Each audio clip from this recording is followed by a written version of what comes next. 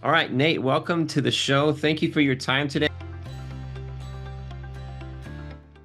Kind of a therapist by trade, and I've always worked with money issues, whether that's couples with money challenges or money conflict, or someone with financial trauma or some kind of psychological healing that needs to happen there, or people looking to change a behavior, gambling or overspending or something like that.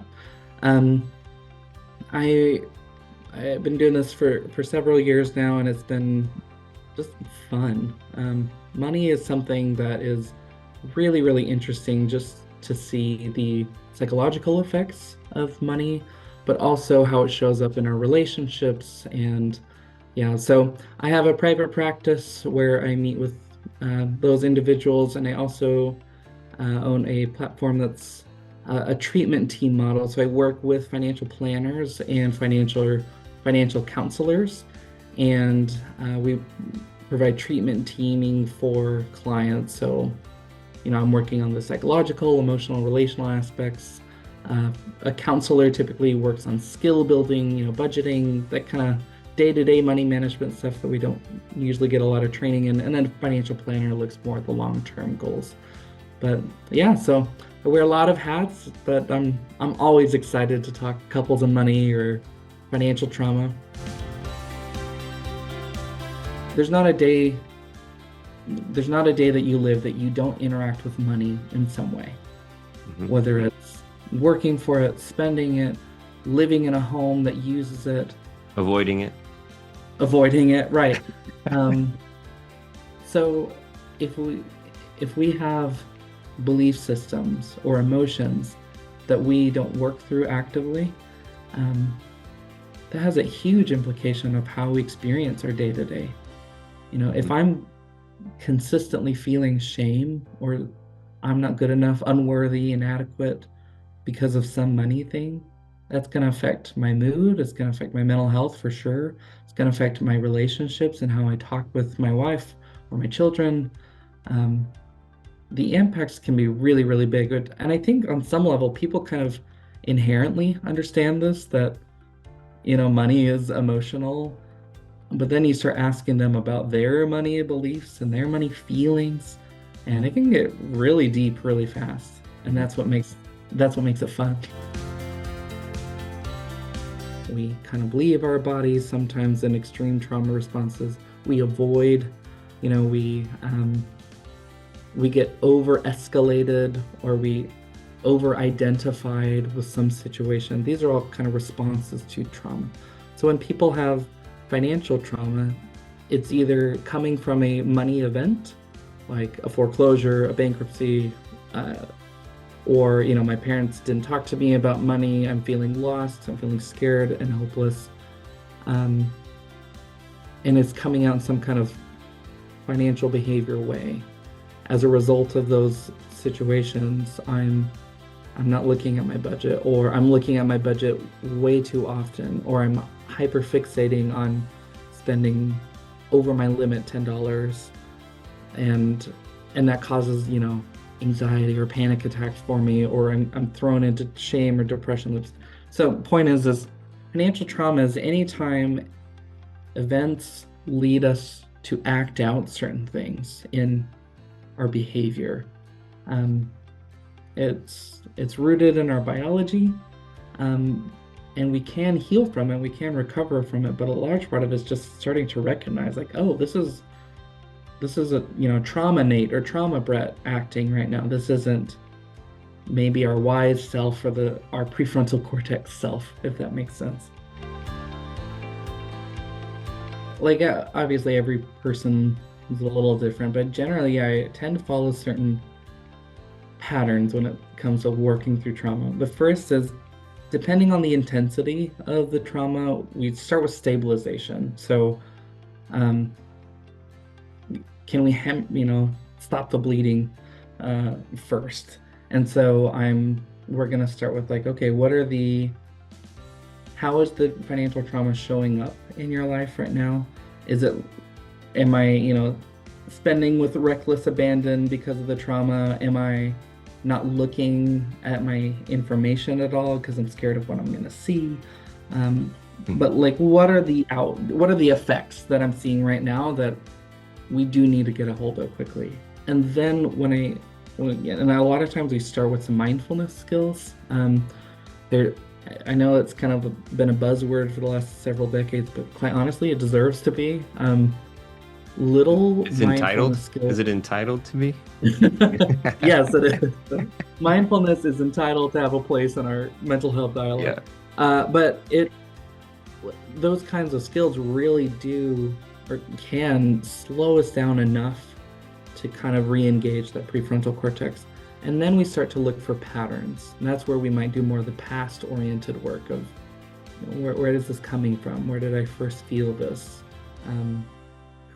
Who else or in what other situations have I felt this way? And that kind of helps us better understand like where we're coming from.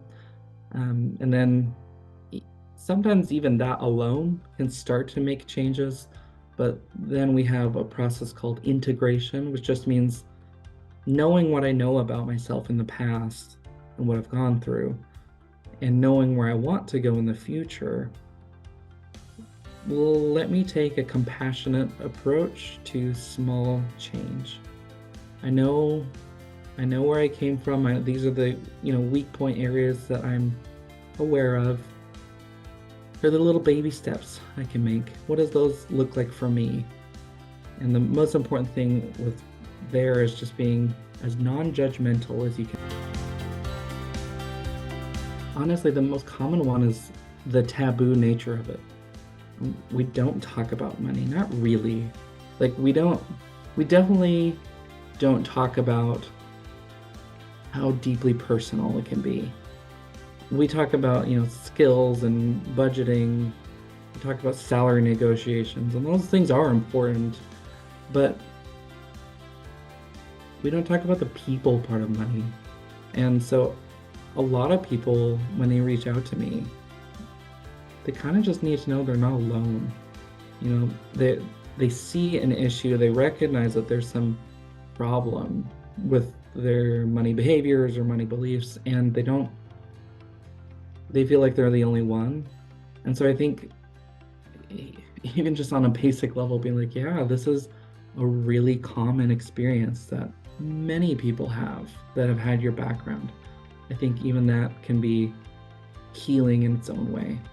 And there's, again, not a brain expert, but there's quite a bit of research on the impact safe relationships have on us. When our amygdala is going and we're in fight or flight mode, we have someone we trust, care about, love even, and they're calm and they're regulated. It helps our brain so much. I can go, if I'm at a 10, but I see my partner and they're safe and they're at a 2, I'm much more likely to come down quicker. So what the biggest block is that we don't talk about it with each other. Not really. We're not vulnerable. Our society isn't great at this, and we're not really great at it in our relationships, our families, our friends. I think one of the biggest psychological places to start would be to remember that you are valuable. And it's not just your time. It's who you are. It's how you are. This might sound very woo-woo, but you are worth money. And again, we're not necessarily entitled to money, but I see myself as valuable enough to build wealth in different ways other than just hourly work.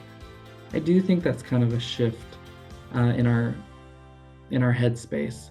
Now, obviously, there's a lot of factors that go into that, whether that's, there's societal barriers there's pieces to that we can't just cut and dry to a mindset. But I do think start with a solid sense of self-compassion And that can help you decide next, like, okay, these are the avenues that I want to find and build wealth in.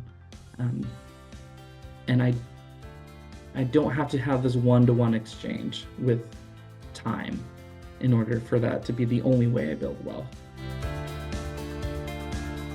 My first thought was go to therapy.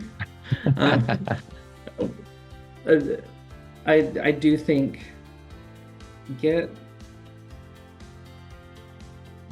and I don't mean this to be like sarcastic or rude, but like get help. What I mean by that though is you don't have to do this alone. That is something I think is a resource that is incredibly valuable. You don't have to have this all figured out by yourself. Start there. And then I think the second kind of idea is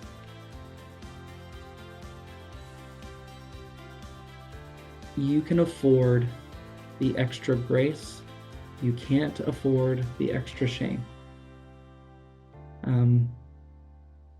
That is something that I think, we're awfully hard on ourselves, especially highly driven people.